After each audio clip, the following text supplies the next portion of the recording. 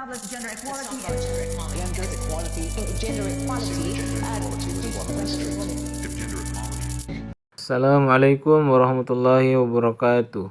Perkenalkan, nama saya Muhammad Alif Turu Padang dengan NIM 240608501038 dari kelas B. Baik, di sini saya akan menjelaskan tentang teori dari Judith Butler. Jadi, selama perjalanan akademiknya ini, Judith Butler menulis banyak buku dan artikel tentang hubungan bahasa, kekuasaan, identitas, dan tubuh manusia. Nah, kemudian pemikirannya berpengaruh besar, tidak hanya dalam filsafat, tetapi juga dalam sosiologi, antropologi, kajian budaya, dan ilmu politik. Poin yang pertama yaitu latar belakang pemikiran dari seorang Judith Butler. Jadi pemikiran Butler dipengaruhi oleh beberapa faktor penting, terutama oleh Michael Foucault dan Jacques Derrida. Dari Foucault, Butler memahami bahwa identitas manusia dibentuk oleh sistem kekuasaan yang bekerja melalui norma sosial dan lembaga masyarakat. Nah, kekuasaan tidak hanya hadir dalam aturan resmi, tetapi juga dalam standar sosial tentang apa yang dianggap normal. Sementara itu, Derrida memengaruhi pandangan Butler tentang bahasa dan makna yang tidak bersifat tetap.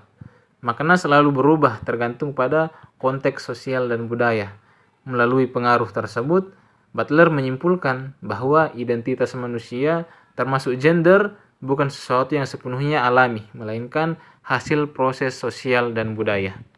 Kedua adalah teori performativitas gender. Nah, ini konsep utama Butler adalah performativitas gender, yaitu gagasan bahwa gender bukan identitas bawaan, tetapi dibentuk melalui tindakan sehari-hari, cara berpakaian, berbicara, berjalan, dan berinteraksi yang dilakukan berulang-ulang membentuk pola perilaku yang kemudian dianggap sesuai dengan gender tertentu.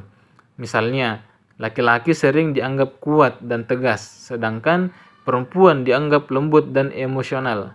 Namun, menurut Butler, sifat tersebut bukan kodrat alami, melainkan hasil kebiasaan sosial yang terus diulang. Artinya, identitas gender terbentuk dari tindakan sosial yang berulang hingga tak seolah-olah alami, padahal sebenarnya merupakan konstruksi sosial. Nah, poin yang ketiga adalah kritik terhadap gender tradisional. Jadi, Butler mengkritik pandangan tradisional yang menganggap gender bersifat tetap dan ditentukan oleh jenis kelamin biologis sejak lahir. Nah, pandangan ini juga menetapkan peran sosial yang kaku bagi laki-laki maupun perempuan. Jadi laki-laki biasanya diasosiasikan dengan sifat kuat, rasional, dan dominan.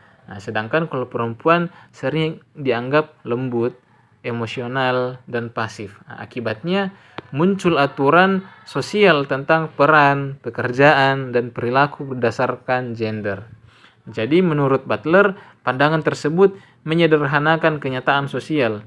Gender tidak semata ditentukan oleh faktor biologis, tetapi dibentuk melalui norma budaya, politik, norma praktik sosial, dan interaksi sehari-hari. Ini juga menilai norma gender tradisional menciptakan batasan kaku yang membuat individu yang berbeda dari standar masyarakat rentan mengalami tekanan sosial dan diskriminasi. Adapun poin keempat yaitu pengaruh dalam teori queer. Pengaruh, jadi pemikiran Butler berperan besar dalam perkembangan queer teori, yaitu kajian yang menolak pandangan kaku tentang identitas gender dan seksualitas. Jadi teori queer menentang norma heteronormatif yang menganggap heteroseksualitas sebagai satu-satunya hubungan yang wajar. Jadi melalui konsep performativitas gender, Butler menunjukkan bahwa gender bersifat fleksibel dan dapat merubah melalui praktik sosial. Jadi pandangan ini membuka pemahaman bahwa identitas gender memiliki banyak variasi. Nah, poin selanjutnya yaitu contoh penggunaan dari teori Butler. Nah, teori Butler ini banyak digunakan dalam penelitian sosial dan budaya. Misalnya, analisis karakter Merida dalam film Brave yang digambarkan berani dan mandiri.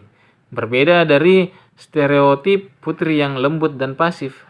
Nah, contoh lain seperti penelitian representasi gender dalam film Queles yang menunjukkan bahwa identitas gender tokohnya dibentuk melalui gaya berpakaian, perilaku, dan interaksi sosial.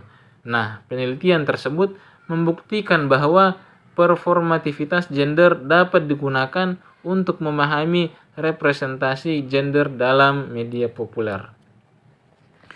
Yang selanjutnya adalah pengaruh dalam ilmu sosial.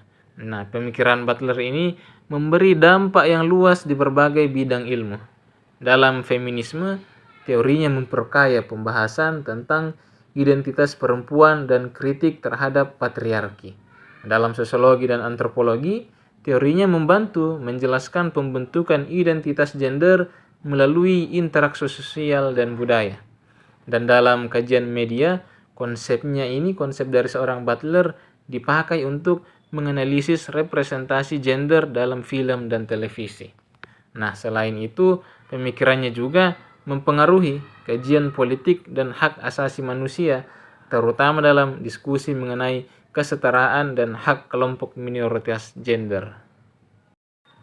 Adapun contoh dalam kehidupan sehari-hari, seperti di lingkungan sekolah. Jadi terdapat kebiasaan yang tidak tertulis mengenai perbedaan penampilan dan perilaku antara siswa laki-laki dan perempuan. Jadi siswa laki-laki umumnya berambut pendek, bersikap tegas, dan lebih sering terlibat dalam kegiatan olahraga yang dianggap maskulin, seperti sepak bola, takraw, maupun futsal. Nah, sementara itu, siswi perempuan sering dibiarkan rambutnya panjang, berbicara lebih lembut, dan lebih sering mengikuti kegiatan yang dianggap feminim. Nah, kebiasaan-kebiasaan ini bukan sekedar aturan sekolah, tetapi menjadi cara lingkungan sosial membentuk dan menampilkan identitas gender. Ketika siswa laki-laki dan perempuan mengikuti tersebut dalam kehidupan atau aktivitas sehari-hari di sekolah. Jadi mereka ini sebenarnya sedang memerankan gender sesuai dengan norma yang berlaku di masyarakat. Nah, jadi menurut konsep performativitas dari Judith Butler, kebiasaan yang dilakukan berulang-ulang seperti ini akan membuat masyarakat menganggap bahwa perbedaan perilaku antara laki-laki dan perempuan adalah sesuatu yang alami, padahal sebenarnya merupakan hasil dari konstruksi sosial.